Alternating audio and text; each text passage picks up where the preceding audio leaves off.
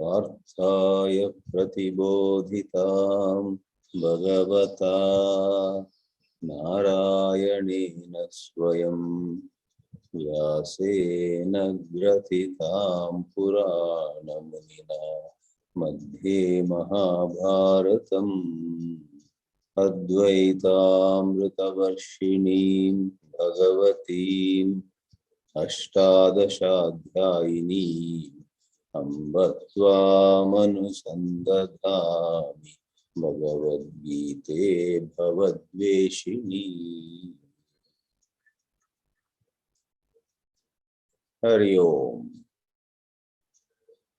In this 84th class on Bhagavad Geetā, we are going to take up one verse that is quite puzzlesome among a handful of verses that can make any beginner get quite confused. Here is this 18th verse. In the last class, which was a short one for some 35 minutes only, you may remember we had covered the shlokas where Sri Krishna raised certain interesting questions on what after all is karma. Arjuna is very attached to karma, and that is behind his wanting to leave karma also. As they call it, a love-hate relationship. If you are very attached to something, that attachment will always be accompanied by great pain, great reactions, and at times you want to just quit and go. Arjuna wanted to quit the battlefield, while actually he was very attached to fighting and using all his skills of archery. And all of us are like Arjuna. Who among us does not have some attachment or the other? So our attachment to karma asakti, is not known it. We need to understand it properly. Therefore, the verses 16 and 17, which we saw in the previous class, prepare the ground for throwing precious light upon what actually is true karma. 16 and 17 had Sri Krishna saying, above all, if you know clearly what is karma and what is akarma, you will be liberated from all inauspiciousness in life. Mokshase ashubhat. Ashubha is the opposite of shubha, and ashubha stands for sorrow, conflict, negativity, the hurt ego, and many other negativities. And the 17th verse, Sri Krishna raised the questions, what is karma, what is akarma, and what is vikarma? Karma, Shankaracharya explained, is Shastra Vihitam, that what Shastra prescribes. Vikarma is what Shastra prohibits, and akarma is keeping quiet, not doing anything, absence of action. So we need to know the distinctions between these three and any other variations. Now we plunge into the 18th verse, which, let me repeat, is a very puzzling shloka.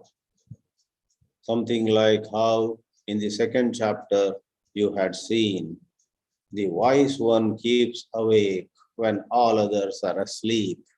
And when all others are up and awake, the wise man goes to sleep. Ya nisha sarva bhutanam tasyam jagarti sanyami yasyam jagrati bhutani sa nisha pashyato munehe was a very puzzling shloka. Why would a wise person, lady or man, go to sleep when all others are up and active?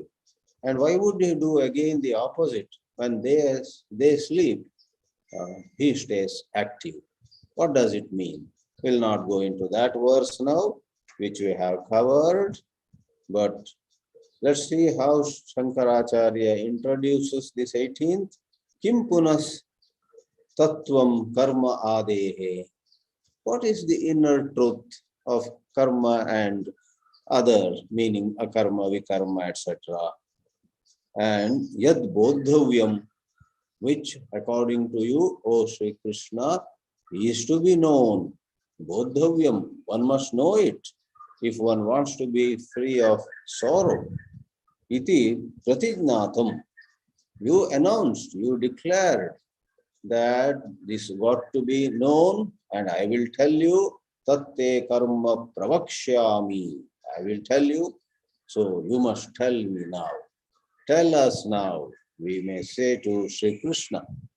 And that is when the 18th verse comes along. Let's read the 18th verse now.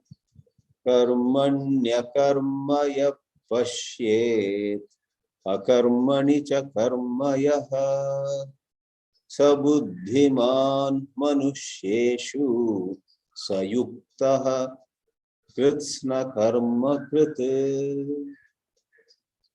Greatest compliments are given to someone who apparently sees just the opposite in things.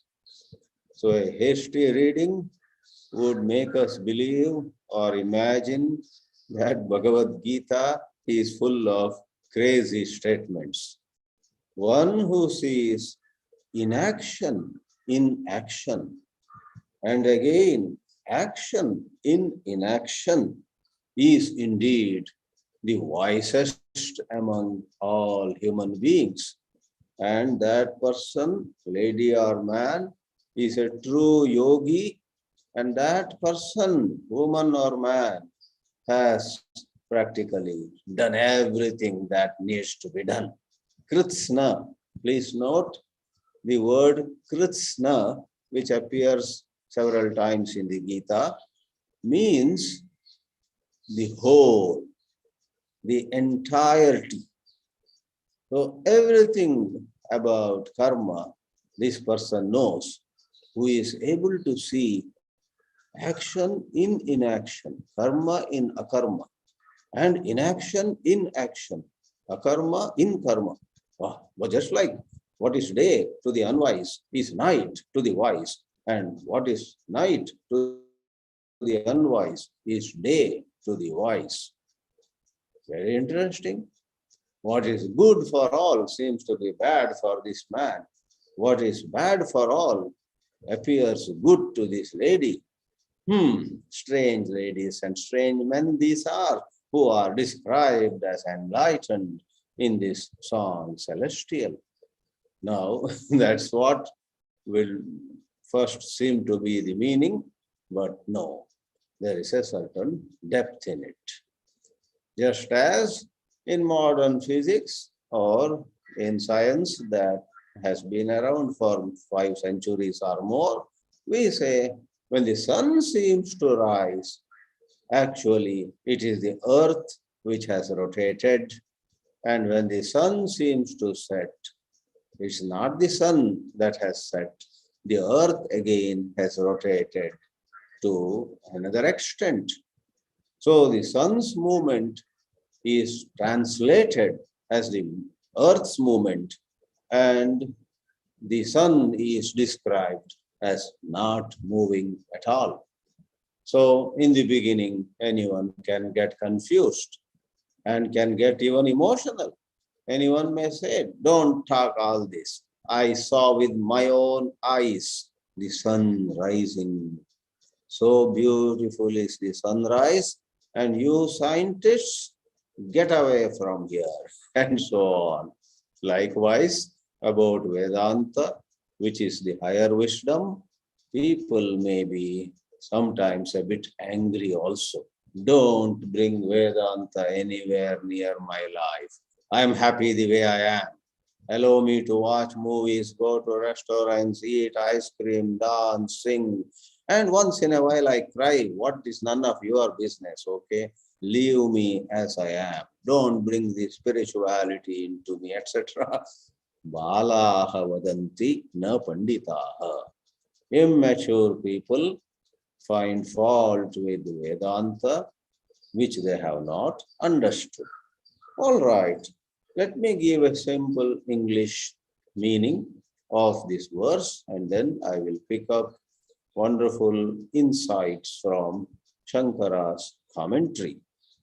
What is meant by seeing akarma in karma is, in this world, a lot of movement, lot of activity, a lot of going from here to there, spending, buying, investing, helping somebody, and so on.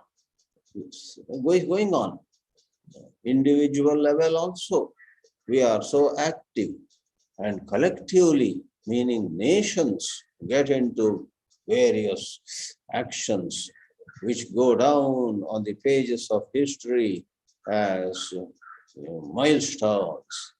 Now they say the war going on in Ukraine is the biggest war after the Second World War, going by probably the amount of ammunition, amount of tanks moving on the ground, fighter planes moving in the sky, and some other criteria.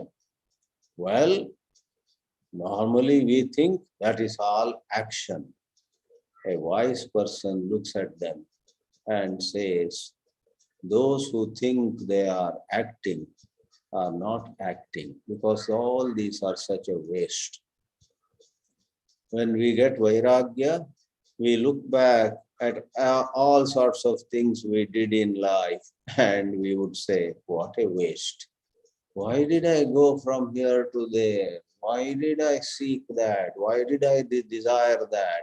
And how one desire, one attachment, and there we had thousands of them, but as our memory goes to any particular enterprise, anything that we wanted to buy and went on saving money and finally bought, or maybe failed to buy, and we felt such heartache.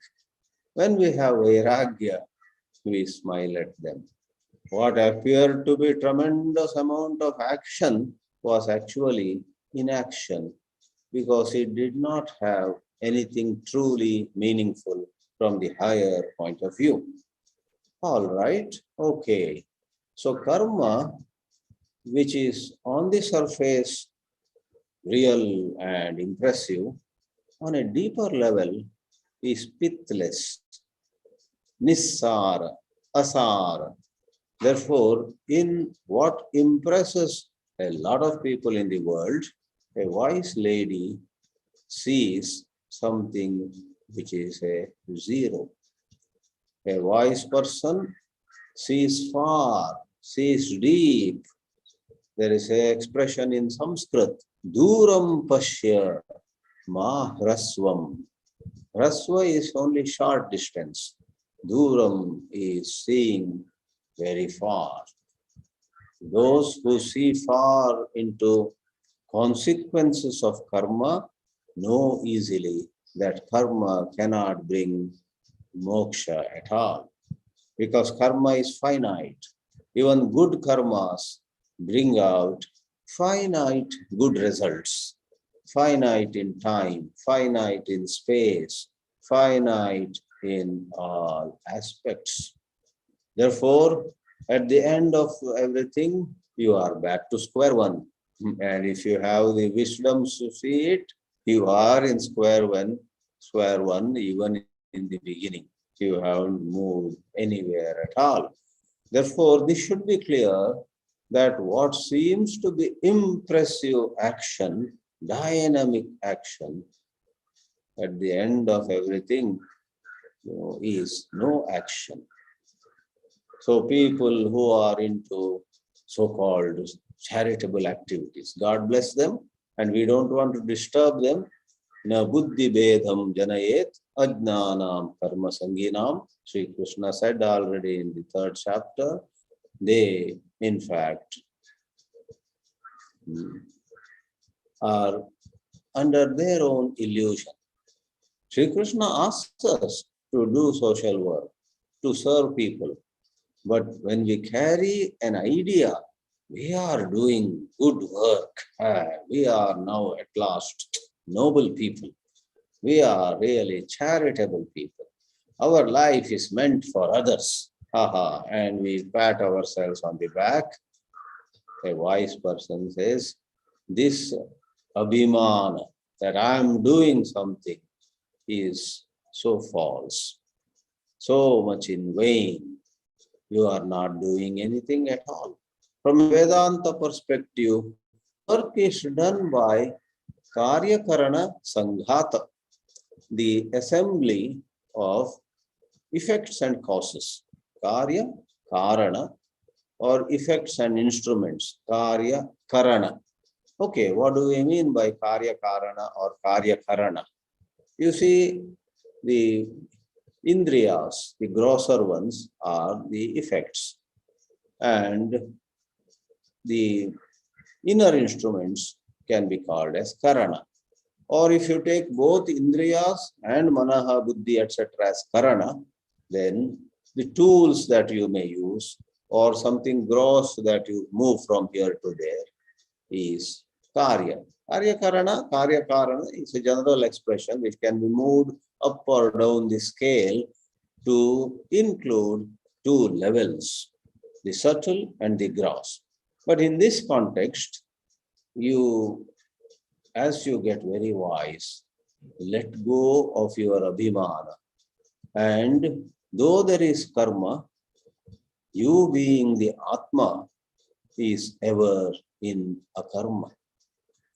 Though you are doing a lot, you know that you are not doing at all. In the 5th chapter, there is that expression, Naiva kinchit karomi iti yuktaha manyate or manyeta tattvavit. You are not doing anything? I saw you do gardening. I saw you cooking. I saw you working at your laptop. Why do you say you are not doing anything? You ask this wise woman, she will tell you, Indriyani indriyartheshu vartante. That is the line from the 2 verses in the 5th chapter of Bhagavad Geetā, Panchame Adhyaye. The Indriyas are engaged in their objects. The hand is lifting something. I am neither what is lifted nor the hand that lifts. You see? So the hand, the mind, the ears, the nose, these are Karya Karana Sanghata. They are doing something. There is no karma on my part. I am totally out of it. This is a great secret, by the way, of complete stress elimination. May not be easy for any of us. That's a different issue. But that is where Vedanta takes us. You are active on a certain plane, on the plane of Indriyas, but inwardly it is as though you are on an eternal holiday. You've gone to Hawaii Islands, or in India we have Andaman Islands, and we have nice places. I myself on my way back now to Himachal Pradesh, though today I am speaking from the hot Chennai, but in a couple of weeks, I'll be in the cool Himachal Pradesh. And I have never been there, but Himachal Pradesh, I think it is the most peaceful state in the entire India. You have those tourist attractions, Kullu, Manali. Haven't gone there, have no plans to go there. But you could go there, holidaying. Though some people, some families, some couples go to some great destinations and have the biggest fight there only. Prarabdha, what can you do? So a place and pleasant weather does not really solve our problems. Let me not go into any digression. So outwardly active, there is karma, but inwardly, that's where this holiday business came. You are on a holiday, relaxing. So stress elimination. Therefore, friends, when you have difference of opinion between family members, between spouses, or you are running an organization between different role holders, different members of a team, and so on. Sometimes tempers rise. Sometimes there is so much tension, so much anxiety, so much of emotional reactions. All of us go through them. This verse can help us. Karmani akarmaya pasye. Who is getting agitated? Who is getting very desirous? Who is building castles in the air? Who is hoping that the heaven will come down on the earth tomorrow morning? So we go through ups and downs. All that actually is nothing happening. I'm never tired of giving the example when people ask Nisargadatta Maharaj, what's the difference between your world and our world? Nisargadatta said, in your world, a lot of things happen all the time. In my world, nothing happens. Rama Rama, nothing happens in your world because Nisargadatta, an enlightened one, is stationed in Atma, which is Akarma, Akarta, and so on. Though he too was living what appeared a very normal life, was making beedies, those cigarette-like things.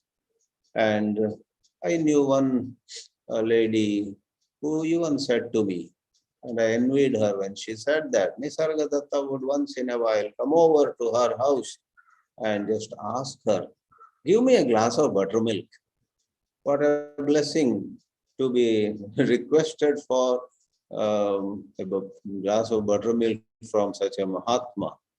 And this lady, who was an ardent devotee of Swami Chinmayanand, otherwise, shared her experience. I would run and give Maharaj a glass of buttermilk, and the simple human being that he was would drink it and say, oh, it's a very hot day. Bombay is another hot day like Chennai, and lots of places in India are very, very hot. And like any common man say, this was so good, and would go. But sit with him for a conversation, read that book, I Am That, you would be, really shaken. Such profound insights. Karmani akarmaya pashyet. So to summarize, Adi Shankara also has a paragraph which summarizes his commentary. We'll hopefully cover that today. So to summarize my simple, free-flowing English commentary, what it means is on two levels. Lot of work which appears impressive is really fruitless. Therefore, what is karma at first sight is akarma. And on a higher level, what is activity does not belong to you. You are ever anchored in Naishkarmya because you are the Atma. And as the Atma, you are free of action. The second part is akarmanicha karmaya. Somebody went from Kanyakumari, the southern tip of India, saying, I'm going to renounce. I have had enough of these worldly activities. He left behind, imagined he is going to be another Buddha. went all the way to Himalayas, Uttarkashi, Badrinath, Kedarnath, and somewhere by the Bhagirathi river, he sat. Somebody made a little cottage for him. Day and night he was meditating. Everybody thought, wow, how wonderful. And people said he has renounced all worldly activities, all worldly action. Once a day he goes, collects bhiksha, comes back. And in the evening his disciples bring something, he eats. So there is akarma. So in that sadhu who is not touching money, who is not having any projects, who is not chasing name and fame in our eyes, there is akarma. But you know what? That sadhu, day and night, thinks, finally I have renounced. This was my dream, and I did it. I have renounced. In Shankara's commentary too, this is highlighted. Moment there is a thought, I have renounced, you have not renounced. Because the thought I have done, even if it is renunciation, makes you a karta. In a succinct manner, we will see in a couple of minutes, Adi Shankara says, both pravrutti and nivrutti. In the world, people are into pravrutti, building houses, building temples, building ashrams, making roads, investing, harvesting, whatever. Pravrutti. There is kartrutva, because it is Purusha Tantra. That is, the person decides whether to step ahead or step back. Shankara says, Nivritti also is Purusha Tantra.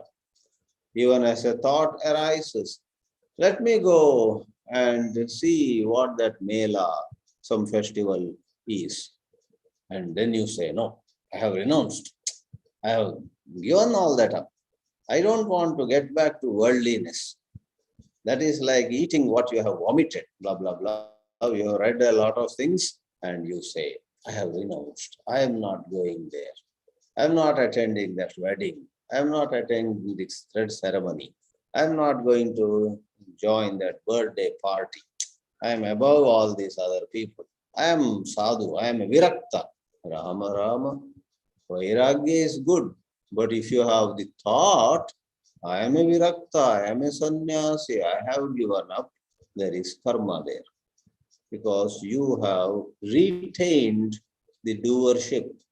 And nivritti has not happened naturally, spontaneously, without any conscious decision.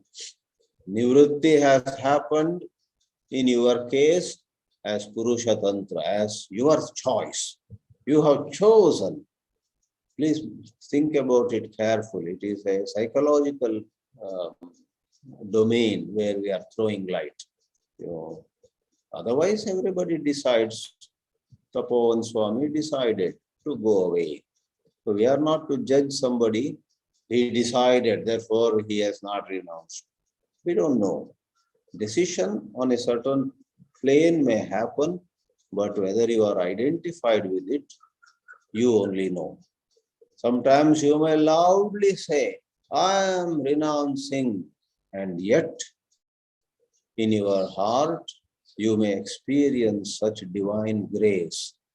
It is divine grace that has made me renounce. It is divine grace that made me take the microphone and say loudly to this audience of 700 people that I am leaving the town, I have renounced.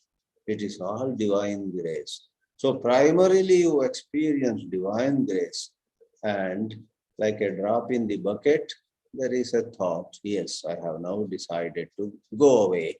Then there is no karma there. You are indeed, like a dry leaf that has separated from the tree, floats in the air. You are also being taken being carried by divine grace. Then there is no problem. But akarmani karmayaha refers to some traces, if not more, of abhimana. Then what appears to be a karma, even that Himalayan village is very impressed by this sadhu. They take fruits and other offerings to the sadhu and say, wow, for so many years now he has not moved away. That itself doesn't become akarma. In that akarma, as a possibility, we are not saying every sadhu is like that. There is a possibility that there is the abhimana. Moment there is abhimana, what appears to be a karma turns out to be karma. And whoever understands these subtleties, a buddhiman. He, and in these shastras, though it is said saha, which is masculine, it also means sa, she. So at places, I say he or she. At places, I say this lady, that woman. But the whole idea is these matters have nothing to do with gender. All time we have had exceptionally wonderful women saints. Even today, someone like Mata Amritanandamayi goes around, and she is one of the greatest living saints. And not to talk too much, I may just add, a lot of men from higher caste, very enviable social status, etc., are at her feet learning from her. So saha doesn't mean he only, he or she. Buddhiman, manushyeshu, among people. Saha yuktaha. Yuktaha here means yogi. Such a person is integrated. Yuj is to integrate, bring together. And yogi is someone who is integrated with the divine. You and I are divine, but thanks to our ignorance, we are separated. We are distanced. There is a distance which is not true, but true or false, that is what we experience. In our dream, a wild animal might be chasing us. It's false. But we go through such panic, we go through such fear, don't we? Like that, we have this buddhiman, the wisest, yuktaha, united. And in ignorance, there is an apparent separation. And that separation has to end in the light of spiritual wisdom. Not bookish knowledge, but through proper contemplation, proper inquiry, through proper guidance from a competent teacher, you and I can arrive at a clear vision, where outwardly we may continue to express anger or sorrow. Please do not over-idealize a scenario. Many saints were known for anger. Swami Chinmayanandaji used to use anger as a tool. He would say, anger is like a key which I keep in my pocket. Whenever I need, I bring it out, use it for a purpose and put it back in my pocket. He was quite witty and so humorous too. So Kritsna Karma Krit, this is a glowing compliment to someone who has this highest wisdom. The Kritsna Karma Krit literally means someone who has done all karma. Nobody needs to do all karma. What is meant is this person doesn't have to do any karma anymore. We live in a state of apparently endless incompleteness. Every time you say, oh, this is to be done, that has to be done. Oh, will I complete this week?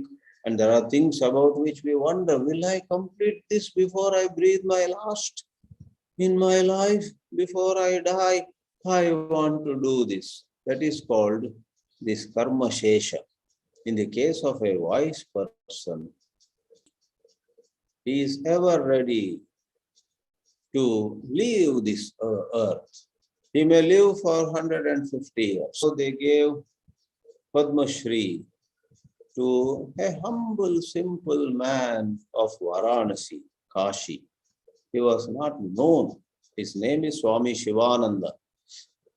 He's in white dress, old man. He is more than 109 years or something. Why did they give him Padma Shri?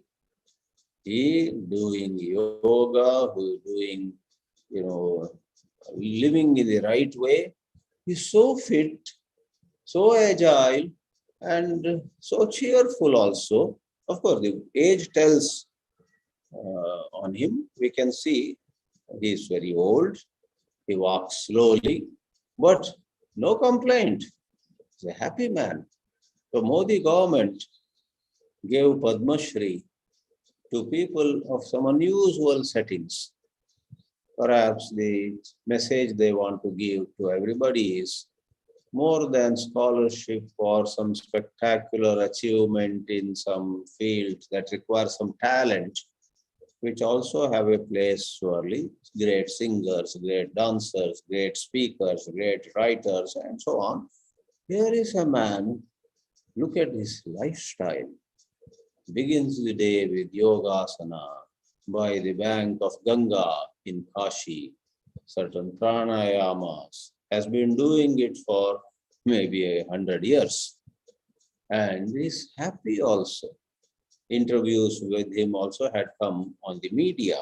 So,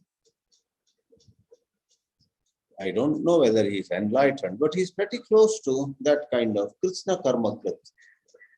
He lives happily, and if he needs to go, he goes happily. There is nothing like regret about not having finished some work. So, in a manner of saying, we can say such a person has done everything.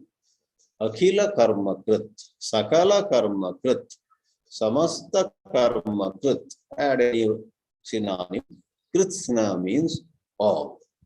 Now, Sri Shankaracharya defines. The first word of the shloka is karmani. Karmani akarma yapashyet. So what is meant by karmani? To understand karmani, we should know the basic word karma. Shankara gives here a simple definition. There are many definitions of karma. Somewhere else it is chalanatmakam karma. Where there is movement, that is karma. But Sri Shankaracharya says here, kriyate iti karma. Karma is that which is done. Something that is done. What do you mean? He himself explains, vyapara matram. Vyapara here is some activity, some movement. Vyapara matram. You look at the sky and the moon is moving. The moon is moving. That is vyapara.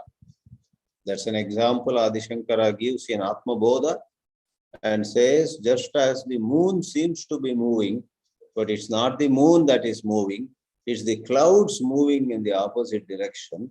As the clouds move, as we look at the sky from left to right, there is an illusion as though the moon is moving from right to left. Vyaprateshu indriyeshu atma vyapari iva avabhasate adrishyate abhreshu dhavatsu dhavan iva yatha shashi. Shashi means moon. Abhreshu dhavatsu. While the clouds are moving, the moon seems to be moving. Likewise here, what is vyapara? I went to that verse because the word vyapara is used twice there. Vyaprateshu and vyapari iva. The moon seems to be vyapari. Some languages, the word vyapara is used in the sense of business, selling and buying, etc. That's okay. That also is a meaning. But vyapara in Vedanta Shastra is generally about some kind of activity. If my eyes are busy seeing things, then my eyes have become vyapari. There is a chakshur vyapara, activity of eyes going on. Whereas some other time, my eyes are closed. But even though my eyes are closed, not active, I'm chasing away mosquitoes. I do this, I do that. So my hands are into vyapara, movement. So vyapara matram. Yes, something is done. Yes, you moved a heavy rock from here to there. Yes, there is vyapara. But you see, tasmin karmani akarma, karma abhavam yak pashyet. Shankara means from a deeper point of view, or seeing far, what next, then what? It is all of no use. Nishprayojakatvat, we may say. So that we explained before. What is impress you may not have any pith in it. Secondly, akarmani. So literally there is no movement. Literally, at first sight, no movement at all. Karma abhave kartritantratvat pravritti nivrityoho. Kartritantra, I called earlier Purusha Tantra. You see, this is a topic that comes at many places in the Vedanta, in Shankara's commentaries. He talks about action being, when you have the sense of birth, so dependent on you. And there's a very famous expression, simple, so do not be afraid of any Sanskrit. Kartum, akartum, anyata va kartum shakyate. Kartum means to do in a certain way. Akartum means not to do. Anyata va kartum, anyata kartum means to do in another way. So you come home and your sister says, I'm going to make a cup of tea for you. Now, Kartra Tantra. Tantra means dependent. It depends on you to say to your sister, Didi, I will not have tea. Please do not make tea. That is akartum. Or the first option, kartum. You may smile and say, please, that's what I need now after a tiring day. Please, one full spoon of sugar. Do not forget. And she smiles, goes and gets tea. So you accept tea, kartum. You say, no, I don't need anything. Please do not make anything. Akartum. Or you say, not tea or coffee. I think there is some watermelon juice. May I have a glass of watermelon juice? So this is anyata kartum. Who decides? You. So when you decide whether to do, not to do, or do in another way, that is called Kartra Tantra, Purusha Tantra. Having raised this topic, which is a very important topic in right understanding of Advaita Vedanta, there is another word in contrast to this Purusha Tantra or Kartra Tantra, that is Vastu Tantra. And the simple example is, there is a pot in front of you. Somebody brings a pot, an earthen pot, a pot made of clay, and you were asked to keep your eyes closed before. Your friend says, now open your eyes and tell me what you see. You don't have options unless you want to tell a lie. That's a different story. You open your eyes, you say it's a pot. You have brought a pot and placed it on the table. Now, you have no choice. You can't say, unlike the tea, coffee, or watermelon juice example. Well, from one angle of view, it is a rabbit sitting there. I think it is actually a tortoise. No. It is not your choice. If you have healthy eyes, you have a sane mind, you say it is a pot. So who decides it is a pot? Vastu. That object decides. That object happens to be a pot, and therefore the pot decides what you get as the knowledge. You get the knowledge of the pot. This pot being seen as the pot, and in the context of you are doing something, asking for tea, asking for coffee, asking for watermelon juice. This seems to be some very mundane examples, but there is a great depth to this when you look at it from the Vedanta's, higher teachings. As long as you are attached to karma, which is Purusha Tantra or Kartra Tantra, whether you are very busy running around or sitting quietly, if you are identified with karma, earlier you thought nobody is as dynamic as I am. Nobody does so much work as I do. I am the most active person here.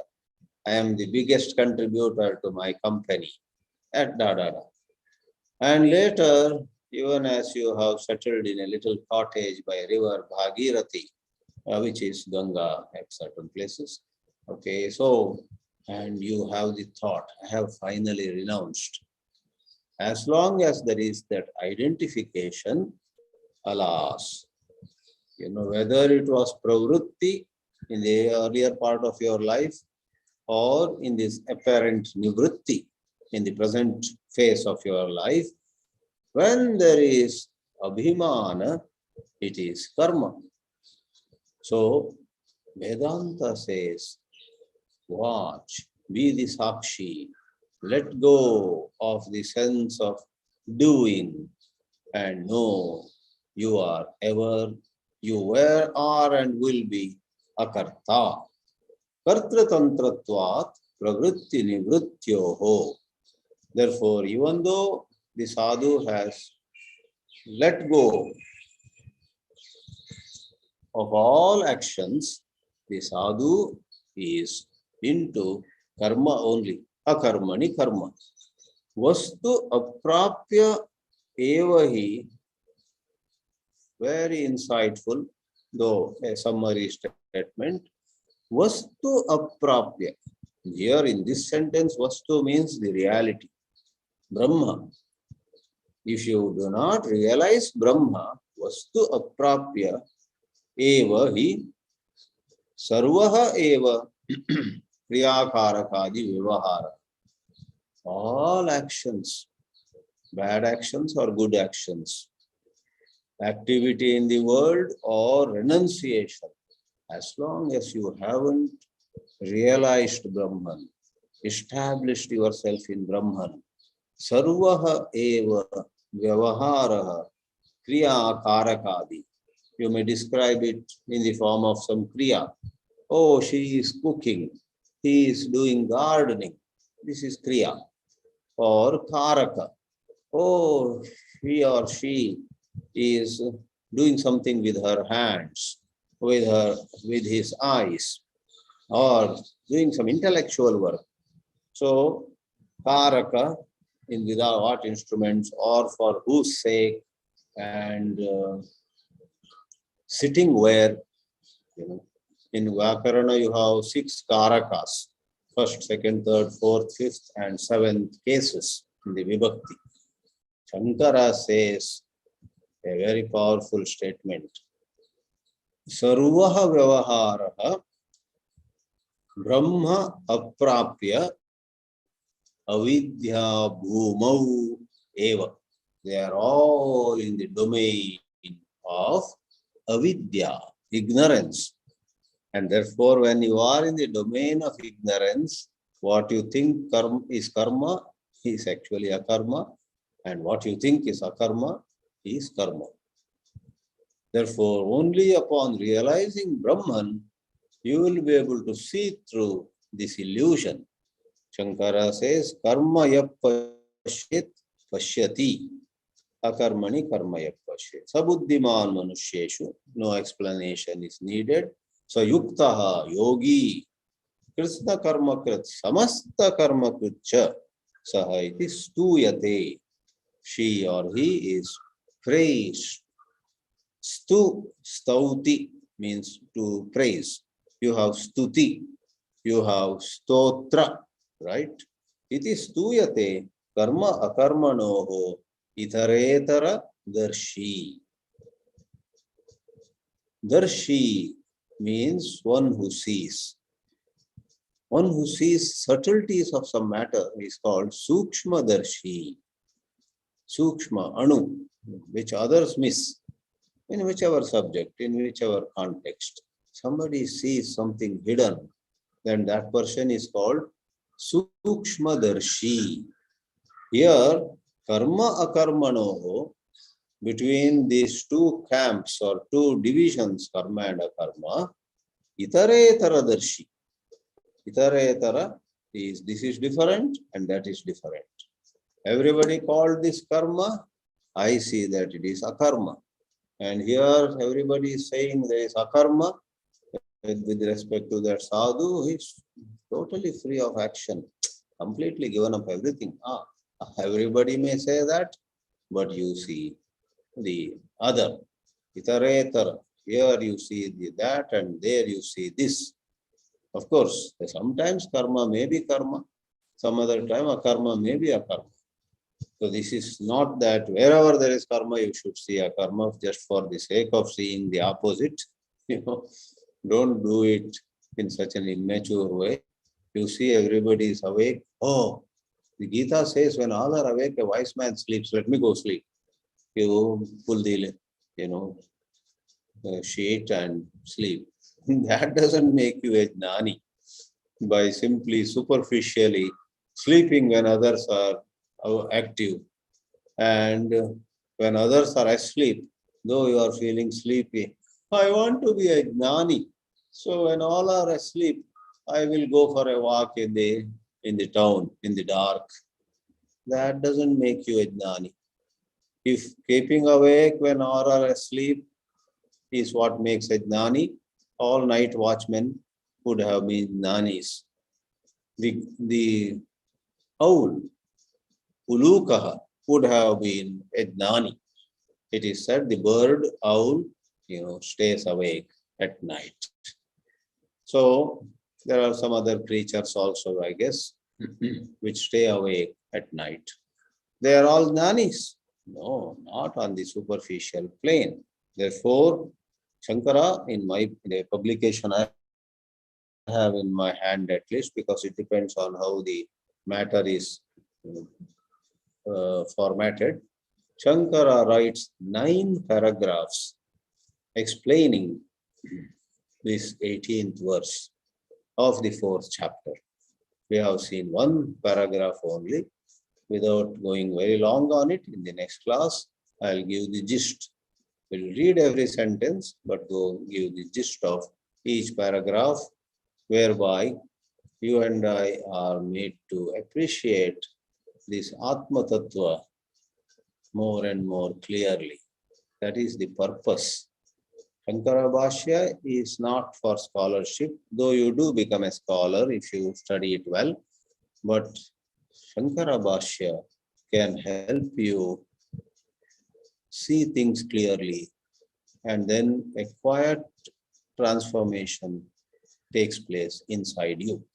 Whether you give lectures or not, whether you write books or not, an understanding of Shankara Bhāshya blesses you with inexplicable peace, for you anchor yourself in your own divine pure self.